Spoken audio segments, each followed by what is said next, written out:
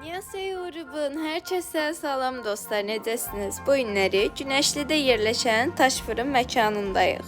Uzun zamandır ki, buranın eklerlərini sınadığım halda məkanın tam olaraq harda yerləşdiyini və necə bir yer olduğunu bilmirdim.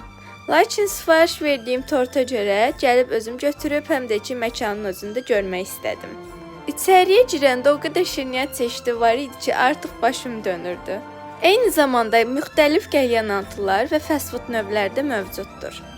Və budur, tortum artıq gəldi, hazırdır. Tam da istədiyim formada düzəlmişdi. Bu da onun görüntüsü. Təbii ki də tortu alana qədər oradakı müxtəlif qəlyanaltıların sadəcə bir qismini alıb yoxlamaq istədim. Ət və göy qutabı aldım. Dadı yaxşı olsa da xəmiri biraz qalın olduğu üçün adamı tez tox tuturdu. Gün ərzində hazırlandıqları hiss olunurdu. Göy qutabı da, ət qutabı da dadı yaxşı idi. Və gələk mənim sevimli eklerlərimə. Normalda Azzadan başqa yerdə ekler yemərəm, amma buranın eklerini çox bəyənmişəm. Səbəbi isə içərisinin kreminin dolu olmağıdır.